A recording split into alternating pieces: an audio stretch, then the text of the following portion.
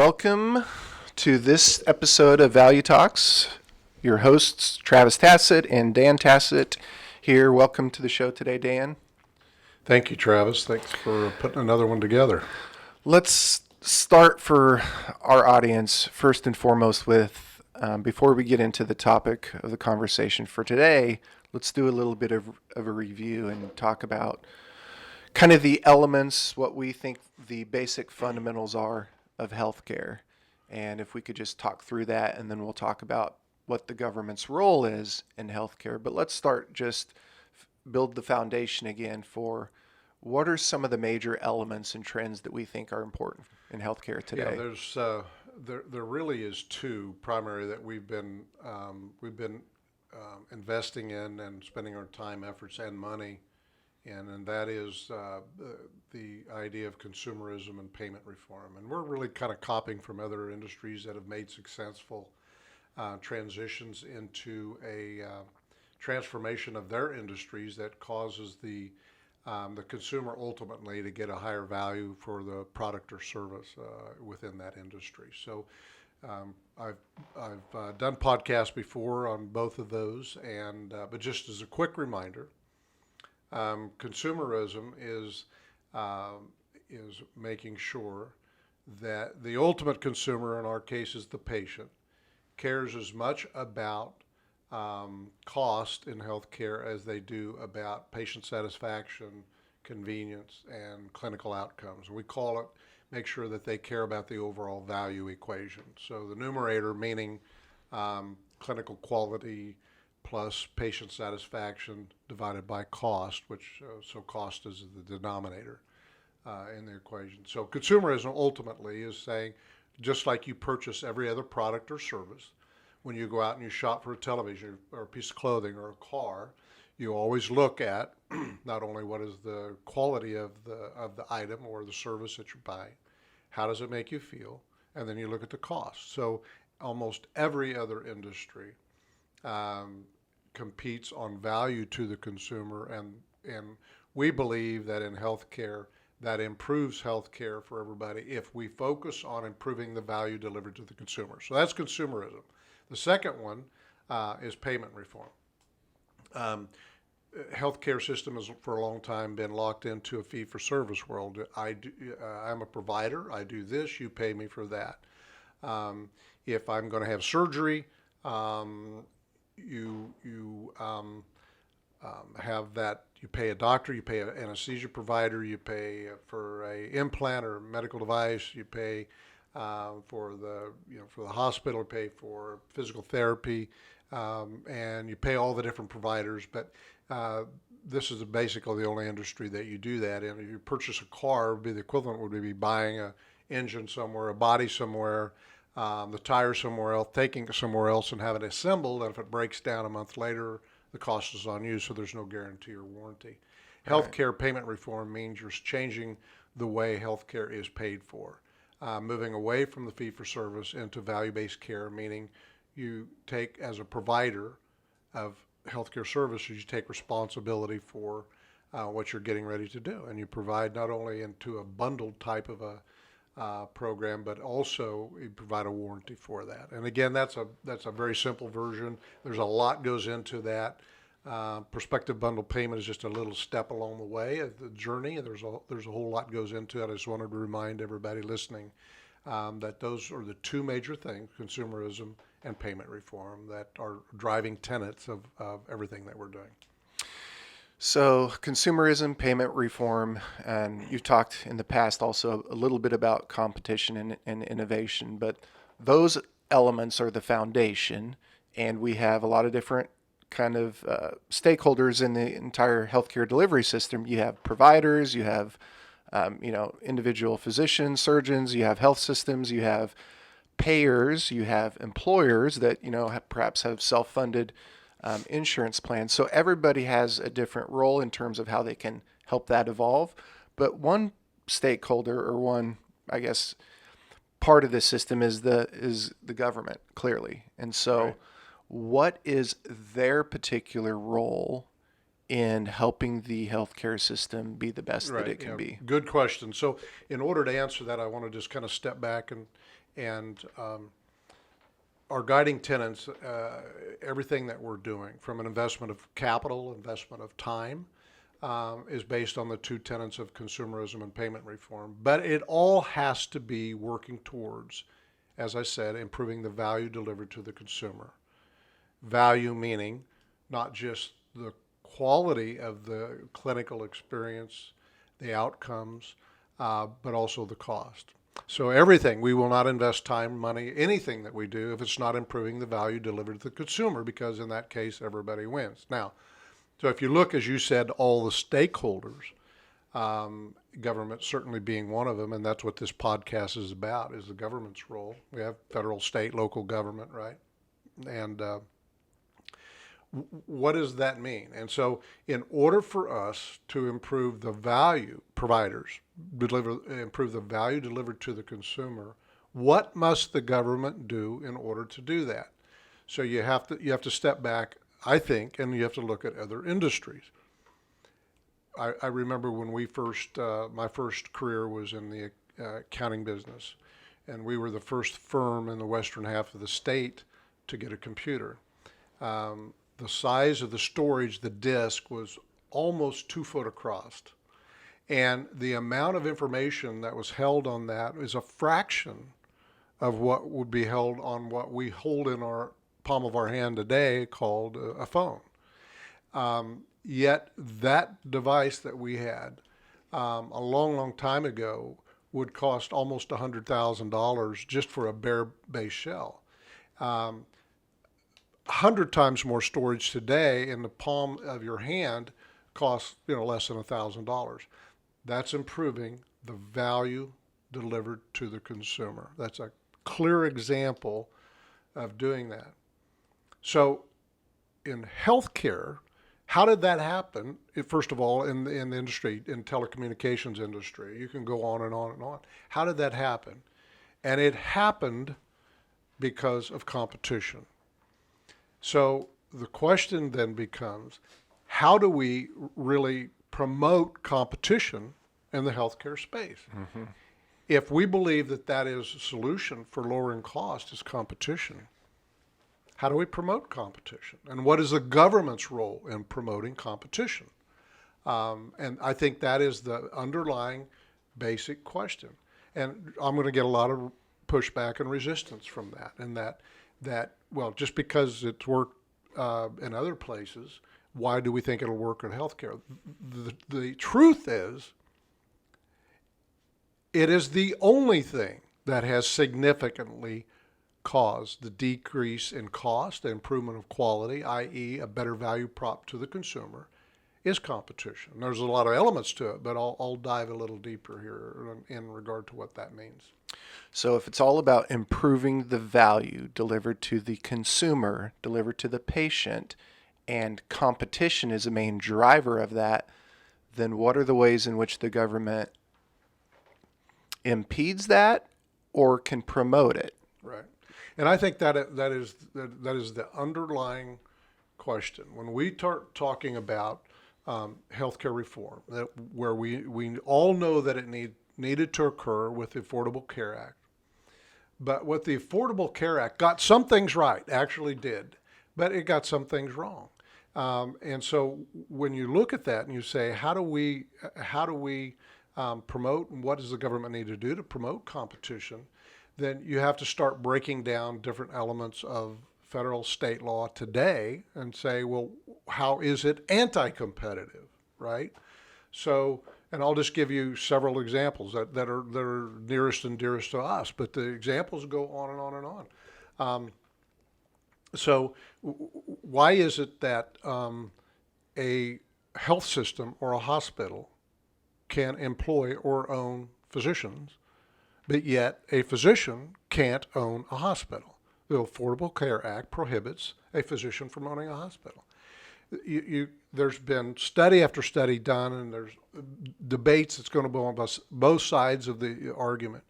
But clearly, that piece of legislation is anti-competitive.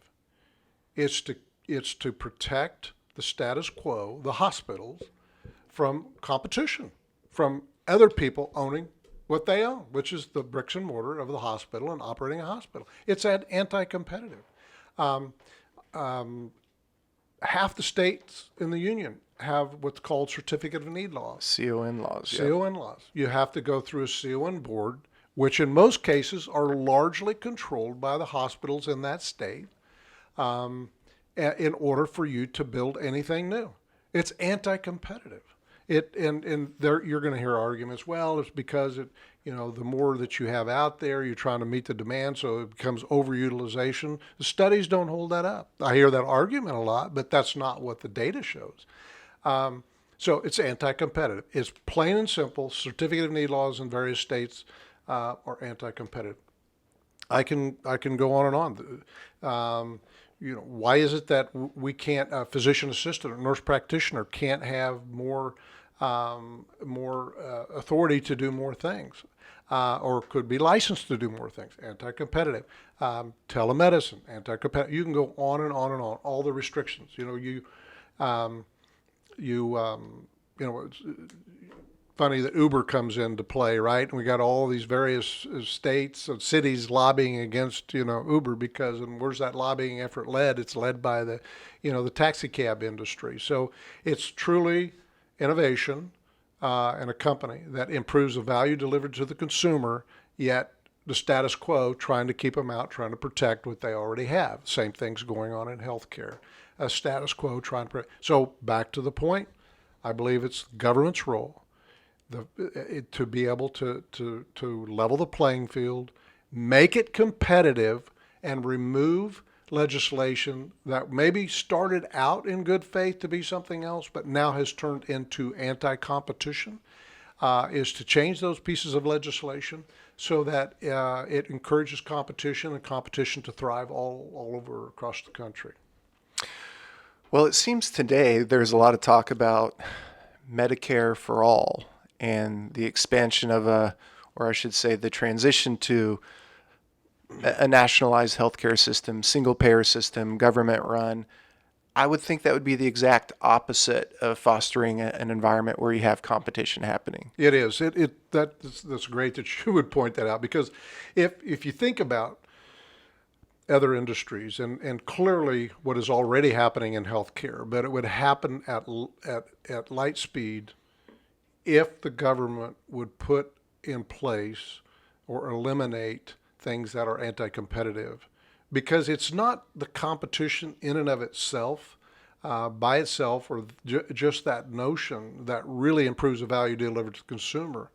It's all of the innovation that comes about as a result of competition. I've got to get a better product because I got other people serving here. I got to do a better job for the consumer. I better get better clinical outcomes. I better think of a way to do this more efficiently. I better think of a way to have a better patient experience. All of that innovation comes out as a result of competition. So it's really not the competition itself. It is everything that happens as a result of the competition. And every other industry has done this same thing. But what you bring up, which for me makes the idea of the Medicare for all is laughable, because what we need in healthcare, if you want to give more people access, if you want to improve the value proposition, lower the cost, and more people access, you need just the opposite of Medicare for all, because Medicare for all would stop innovation in its tracks, period. Mm-hmm. You would not see innovation. And so I hear this all the time. Well, we have, if you look at the overall cost of healthcare per capita in the United States, and then you look at the overall health of the population, people start putting those together and they say, we're really doing a really bad job in this country. And that's not true. We are still considered the place to go to receive the best care on the planet. And not only that, but almost all innovation in healthcare, as well as a lot of other industries, most of it has occurred in the United States as a result of the free enterprise system that we have. And, I've spent time overseas. I've spent time in the UK, in Canada, talking in the Prime Minister's office, to the number one, aide to the prime minister on healthcare. And I know what they're facing. I know what they're facing in Canada, and they seek to go to the United States and listen to the United States and look here for innovation, because innovation in their countries have almost stopped completely. And that's probably the thing to me that is almost laughable about the idea of Medicare. There's a whole bunch of other things that goes along with that as well, but that is just that would be the last thing that we need while we're trying to solve this I mean, the problem. elimination of private insurance, employer paid insurance. I mean, private plans have been able to evolve and test new models more quickly. Right, That's just the right. truth of the matter. In the political process, having one centralized payer, you would think that that would just slow things down completely from an innovation standpoint. It would, no question. But here's what's even more interesting about to me, if you think about this for a minute. Just think about what happens. Okay, so Medicare for all. What are they going to do? Are they going to make it illegal for there to be private insurance? I mean, me as a citizen of a free country, I can't go buy private insurance. Now, in the UK, the private insurance sector is growing. And guess what's happening in the UK? Those now with private insurance have first access and more access, And access to private doctors. private doctors and better care. And uh, so you look, okay, the only way to prevent, so the very people that people like Bernie Sanders, I think, who think they're trying to help, are the ones that are going to be harmed the most. Because they're going to be the ones that are stuck in the less efficient, Less access. They're less gonna, so access, yeah, longer waits. exactly. I mean, I was in the UK. I know specifically what they do. You start approaching a certain age, and I want a hip replacement. They know that if they restrict access and put it off, that the data shows that in time, the actuarial data shows that they can save X dollars by pushing this off, because a certain percent of those people will then, you know, die. And so restriction of access is the only way that they can control costs in that system. So here, and I don't even know what, I know the different plans, and some of the plans actually prohibit the use of private insurance. Okay, but are they going to prohibit, if they're going to prohibit use of private, they're going to prohibit me from entering into a private pay contract without insurance? I want to do a private pay contract with a primary care physician or a surgeon, specialty care. Are they going to prohibit that? If you prohibit that, then you've basically taken away the freedom as a society. If you can prohibit me entering into an agreement with another individual by contract, then that means you could prohibit me from entering into an agreement to buy a home, to lease an apartment, whatever it might be. And that ends a free society, in my opinion. And yet, if they don't do that, and they allow private insurance or private contracts, even without insurance, to occur, you're ultimately going to end up with a 2 or 3 system health system. And those people that they're trying to help are going to be the ones that are going to be hurt the worst. Meaning they will get the value delivered to them will be of the lowest The quality, lowest quality, highest the value, cost, highest cost, lowest quality. It's just, lowest quality in terms of outcomes it's and the way it's patient going. experience and satisfaction. I mean, we can say that price is what you pay for something and value is what you receive. Right. What they pay will be high, what they receive. Exactly. It's just the whole idea is horrible. The other idea, or I think the other concept, and there's so many fallacies to it, is that there's not one size fits all in anything in life, right? So if you expand the expansion to expand the Medicare program today would not be an expansion of Medicare, because everybody thinking, well, if you're a certain age and you're qualified for Medicare, pretty good program and so forth. It doesn't even make sense. It does, so Medicare, generally speaking, today, you can tell pretty clearly, is moving away from traditional Medicare into Medicare Advantage.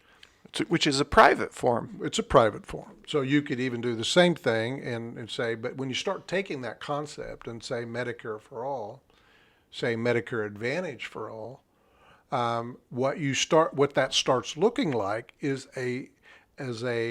more like the old HMOs of the past. And so a heavily primary care, the Medicare Advantage, or heavily primary care controlled. So they control the patient, you know what's going on. And so, but if you think about it for a minute, it's working and it's working really well. Most Medicare Advantage programs are working really, really well. So it's got to cap the expense for the government and, you know, the privatization of Medicare Advantage, and they're doing really well financially too. So it's kind of been a win-win for everybody, even a win for the patient themselves. But that patient population is, generally speaking, a retired population. So if you look at the Medicare Advantage companies, what they're doing, well, we'll go pick them up with a van and we'll bring them over here. And then while they're waiting for a couple hours, we got bingo going on and all, you know, all kind. I'm not even exaggerating. It sounds like an exaggeration. It's not. But that's not the rest of the population. It doesn't transfer, does It it? doesn't transfer. It's not going to transfer. And to think so is ridiculous, to think that that would transfer to the rest of the population. And so as a result of that, there's no way that, you know, Medicare for all, and everybody thinks of this definition of Medicare is feasible and workable, because the patient in this country, the people in this country just won't accept that. And so they'll start entering into private insurance, or if that is made illegal, unlawful, they'll start entering into private contracts. And those who have money are going to get the highest quality, the highest value, the highest patient satisfaction, the most convenient, the most access. And those that don't under this Medicare Advantage are the ones that are going to be hurting the worst. And that would be really unfortunate for the entire country, let alone the very people that the provider community is trying to serve. Well, I think we may do a follow-up podcast about and dive a little deeper into the Medicare for all, the possible benefits, the challenges that I think we see a lot of. But just generally, is there anything else you wanted to add to before we close out this podcast on just the government's role in general? And you talked obviously about consumerism, payment reform, leading the way to really the tenets in the foundation that drive competition, that help set up innovation. Yeah, it is. In terms of all delivering better value propositions to the consumers and It patients. is, the consumer, as you just said, is the key element here. Competition, I believe, improves the value proposition to the consumer, mostly through innovation, entrepreneurship, and innovation. But if the consumer does not care about the value equation, in other words, they only care about clinical outcome or the patient experience or how it makes them feel or the convenience, and they don't care about cost, then all the competition in the world and all the innovation in the world probably won't make any difference. So the government's role, federal, state, is to make sure that we turn the patient into a true consumer, which is some of the things that Obamacare did exactly the opposite. So rather than the exchanges and the patient having higher deductible, higher copay, let's eliminate it altogether. And therefore you eliminate consumerism altogether. And therefore competition doesn't thrive, and therefore innovation doesn't happen. So there's a lot that goes into that. We could do a podcast just on that. But capping HSA accounts, not allowing HRASA account excesses to be cashed out until you reach a certain age. All of that stuff needs to be revisited and changed so that the consumer is motivated to be a true consumer. In other words, I can use these pre-tax dollars to be able to pay for it. And if I save money by being a true consumer, now I can go ahead and get the money out of the account rather than having to wait till I'm 65, or you probably know all those rules better than I do. But there has to be a great deal of effort and thought going into helping the consumer to be the patient to be a true consumer of healthcare, meaning care about the numerator and denominator. So that in summary is it. We have to have consumerism. We have to have the patient care. The government has got to put things in place or eliminate rules that do the opposite. We also then have to have competition, and as those two meet, we'll have innovation, and we'll see a drastic improvement of value, which means higher quality, less cost in the U.S. healthcare system. I absolutely believe this can happen. I believe it will happen. I just think the government's role is to speed that process along. Perfect. Thank you, Dan. Thank you for your time today. Look forward to talking again.